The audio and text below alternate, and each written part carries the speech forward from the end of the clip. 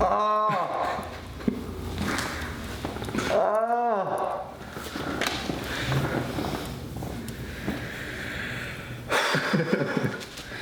Allow me to briefly return from my my existential crisis.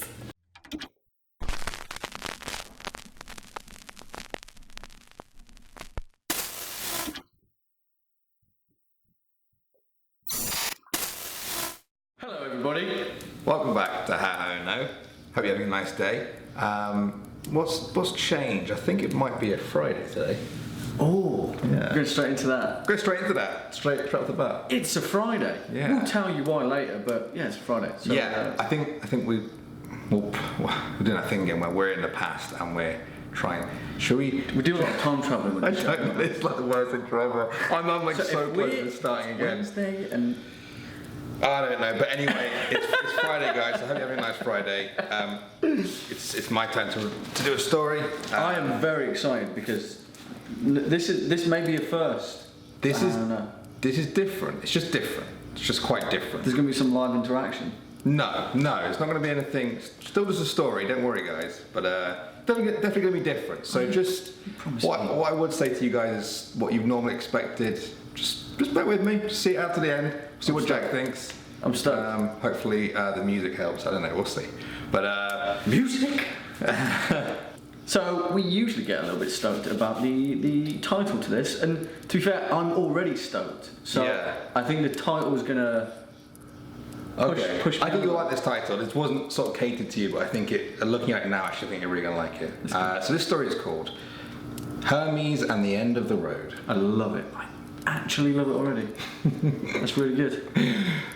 Hermes glid through the endless night at 62,140 kilometers an hour, or 36,612 miles per hour, if you're so inclined. Its titanium shell reflected light from the fixed starscape back into the static void. Nobody was there to see it. Nobody was there to watch its RT generator blink red, on and off, and on and off, and on.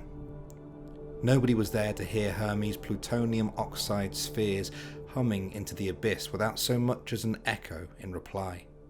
Well, technically, nobody could ever hear it, as there's no sound in space, and if we're being very technical here, nobody could see it either, because Hermes could never be caught up with. Its slingshotting from the solar system was entirely thanks to a once-in-a-millennia alignment of the planets. You could say the stars aligned for Hermes. Since the first hominid picked up a rock, Hermes was the furthest a human-made object had ever been from its creator. How then can I describe it so accurately to you? Well, what follows must have happened, for what happened to have followed. Hermes had been in the heliopause for 7 years, an area beyond our solar system, now perfectly poised between the sun's cosmic winds and interstellar space and beyond. Back then, NASA had announced that Hermes had officially left the solar system. During that time, the team behind it had lived full lives. They had families, grew old, and many of them had passed on. The new team that monitored Hermes did so with the air of caretakers, charged with a derelict estate, aware of Hermes' past but unsure of its future. Every day they took turns measuring Hermes' signal, a weak pulse that had lapsed with age. The old instruments once reported 25 particles per sec from the sun, now down to just 2 particles per sec. The time was approaching where Hermes' cries would no longer be heard, drowned out by the roar of the universe. Light from the sun now took 17 hours to reach Hermes. The craft stared back at the sun, but the sun from yesterday, and yesterday, and yesterday, never today, and always slipping further away. In short, it was far away.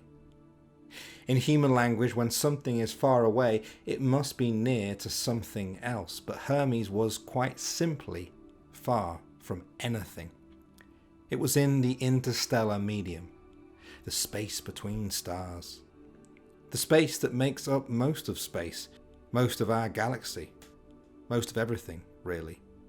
Hermes had no real destination either.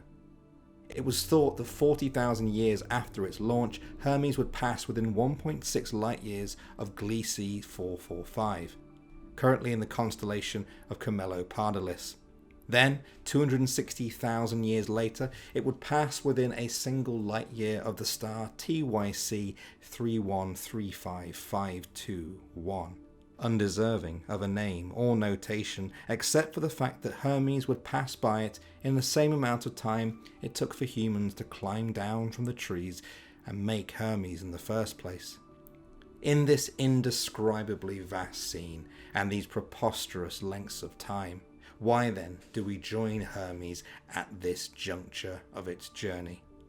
For all intents and purposes, nothing would change now for eons, except there was one last thing that had to happen before the great unchanging set in.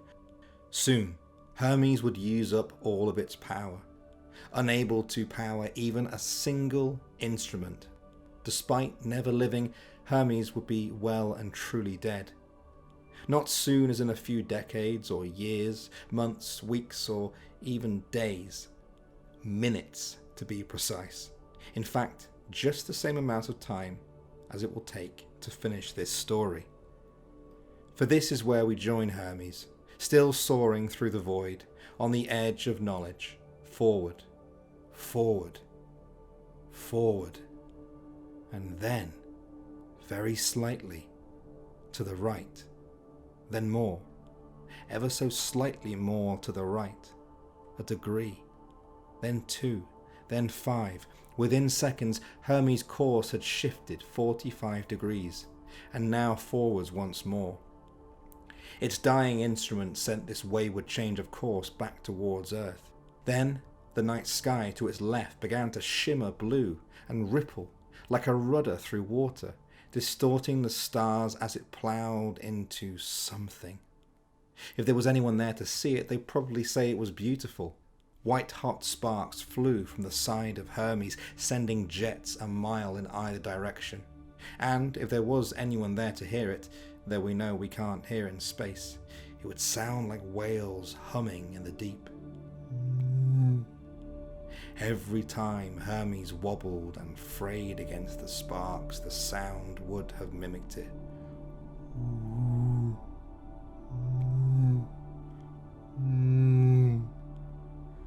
But nobody was there, and the signal that told the story in numbers was still heading back to camp as fast as it could. It was in this moment that something reflected in Hermes' outer shell. A visual change that hadn't happened in decades, right next to the HUD. It was black, a black reflection, or rather the result of the stars to the left of Hermes disappearing. No longer rippling as Hermes swept by, but blotting out in a perfect circle that grew large and loomed by Hermes' side, keeping pace until both of them stopped, in unison, right next to each other. Then, the sparks ceased, and the ripples calmed. Hermes was suspended. Still, for the first time since the launch, the universe was moving, as it always does, but in this tiny corner of space, Hermes was frozen. And so was the black circle. Then, the circle grew and rotated slightly. Then it surrounded Hermes in an instant, matching its outline exactly from tip to antenna. It was as if Hermes' shadow had manifested itself on cosmic ground. The black paused for a moment, and then glid closer. It swallowed Hermes whole, its outline still visible against the pale starlight, which revealed more ripples coursing across the black. Over every instrument and wire and panel, it went on and on and on, for hours. Hermes was stuck, perfectly still, inside a black shimmer. Finally, the black shimmer removed itself from Hermes in a flash, pinging back to its original position before disappearing altogether. The stars behind it were only visible for the briefest of seconds before being blotted out once again when the black shimmer returned, with 11 of its kind. They hung in space above Hermes, no longer facing it as the first one did.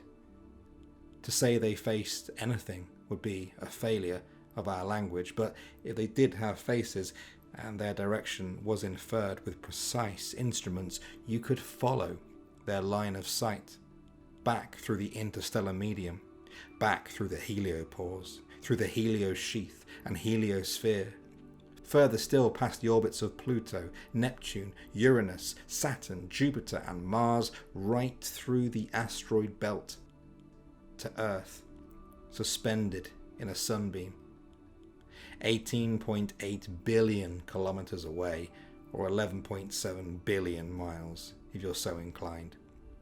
And although the 12 was silent, unmoving, and beyond our comprehension, anyone who was there to witness it would likely think the same, that their facing in that direction was no mistake, and by now, surely everyone knows, because those silent and still black shimmers on the edge of the known did not stay silent and still forever, nor did they remain on the edge of the known. As they moved, Hermes stayed, somewhere between here and there, the space between stars, neither coming or going, forever. In that moment, the distances and times we spoke of before became mere seconds to Hermes, now locked in place until the end of time itself, a memoriam to our brief moment in the light, and a curiosity that killed the cat. The world knows this now. Perhaps this story is redundant, or perhaps it's all that may survive when everything is decided. Allow me to offer you a perspective that you may not have heard, though, of the first ones to find out. The caretakers, back on Earth, charged with a derelict estate, aware of Hermes' past but unsure of its future. They waited anxiously for the last signal from Hermes, a final good night before the long, dark sleep. The team had assembled, all smiles and excitement and love, concepts beyond Hermes' understanding, but Hermes had sent them something beyond theirs, for in its last moments, the string of ones and zeros had become a cacophony of noise. Data screamed in front of frowning eyes, and although they knew not of the terror to come, they began to understand.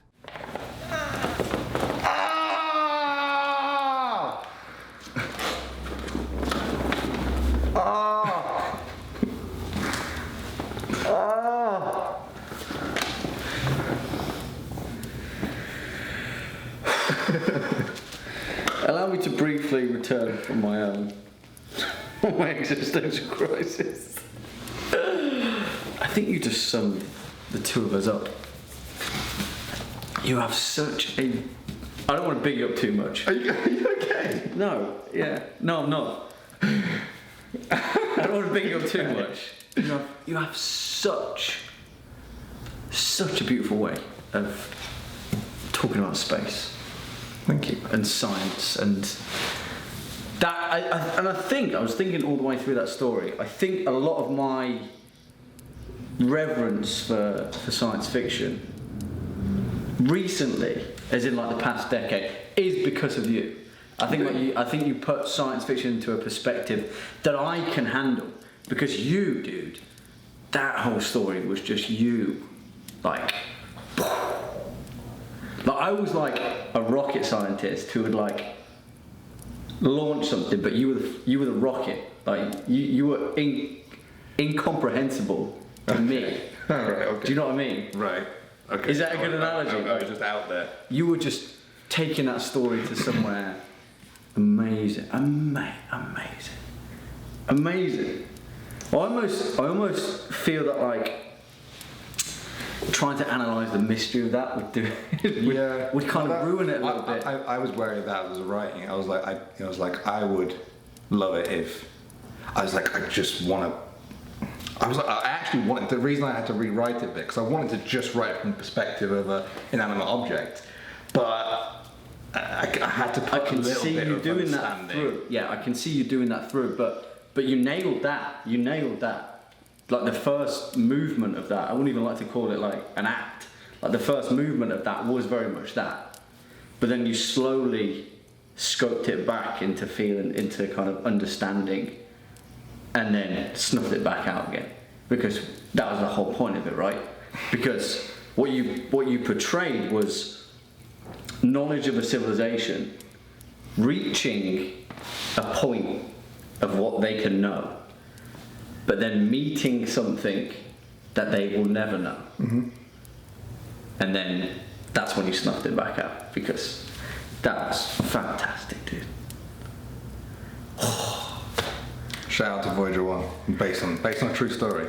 Everything apart from the horror at the end. I lifted all. No, but conceptually, I mean, you and I talk about space a lot. We you know, and you often take me off guard by kind of like the scale and the expanse of what humanity has managed to do so far, right? And you always talk about Voyager 1 and kind of like the trajectory that it's on. For those of you that don't know, do you want to give a brief rundown of Voyager 1? I mean, essentially, imagine everything I just said, except the creepy black hole stuff. That's all true. Like Voyager 1 was launched in the 70s when the planets all aligned. A lot of the cool pictures you've seen of planets close up were from Voyager 1, and it's out there. It's officially left the solar system. I set it a little bit in the future because Voyager 1's not meant to power down, run out of energy until it should do within the next sort of 5 to 10 years. Ooh.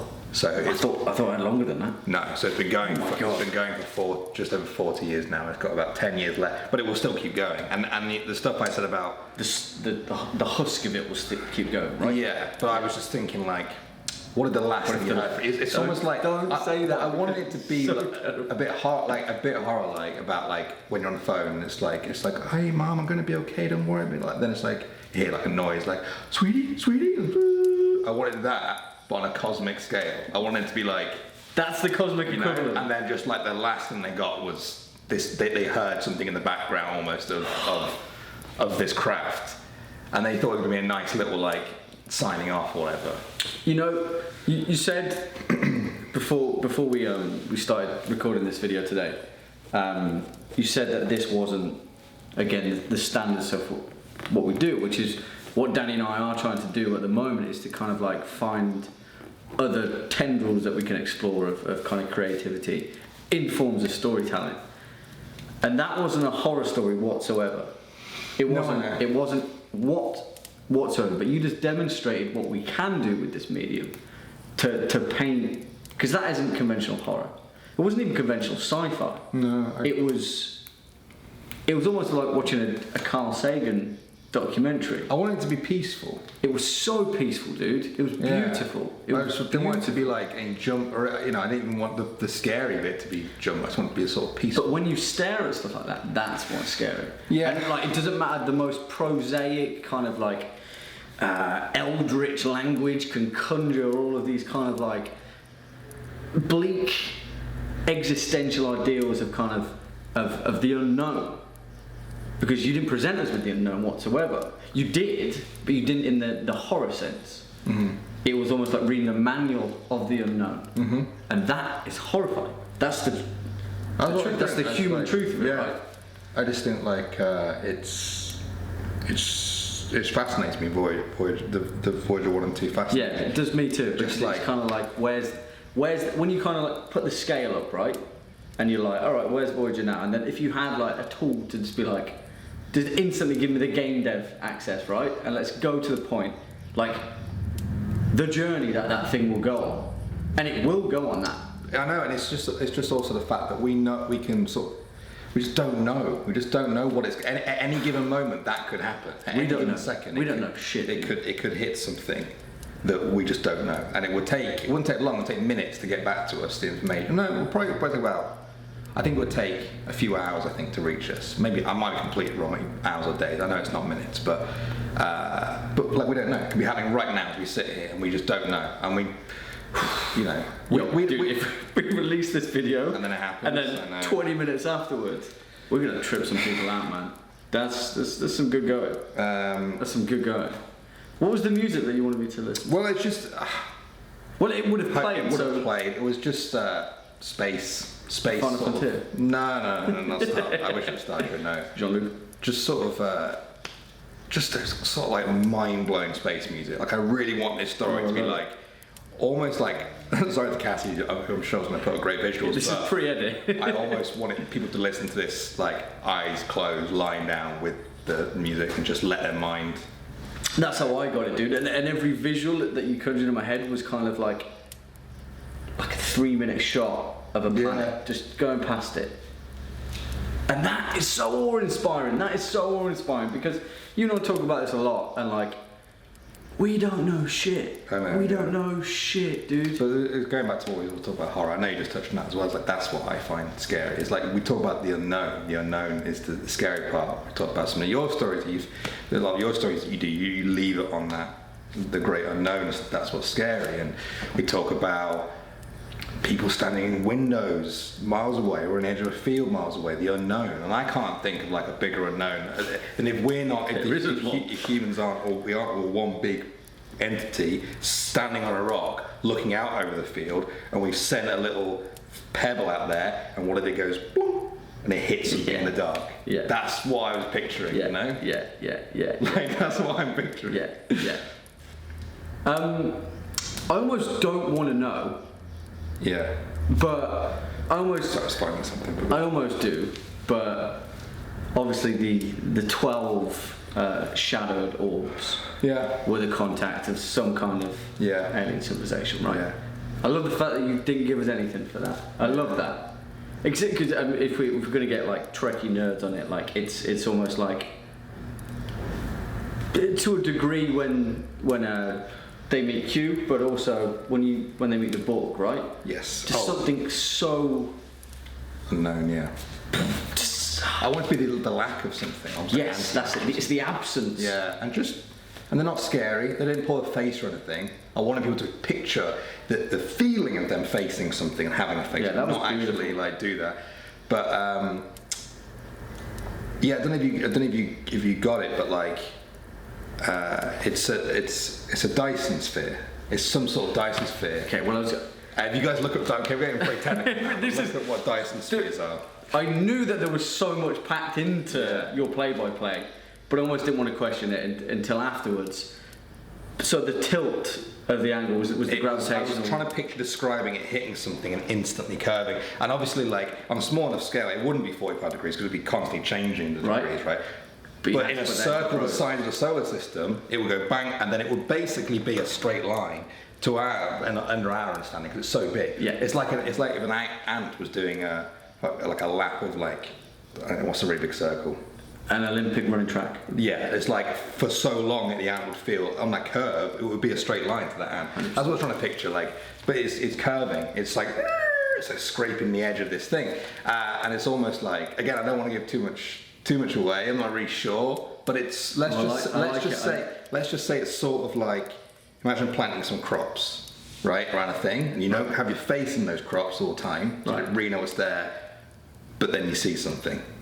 You know what I mean? It's like the edge of you're on the edge of your little crops, and everything's going fine. You planted it. You're not really paying too much attention to it. You have your face in every one of the plants or whatever. Yeah, but you didn't just touch on it. It was the basis of the entire thing, and it's the edge of knowledge, because you could be faced with the most disturbing visual, and if your knowledge doesn't go toward that, it's something that Lovecraft touched upon, and again what we talk about with the prosaic, flowery, eldritch kind of language, but you boiled it down to the parts and components, which is a really difficult thing to do and a really effective thing to do. But you could be looking at the most horrific thing ever, but if you cannot even comprehend it, it is just a fucking, sorry to swear, it is just a sphere.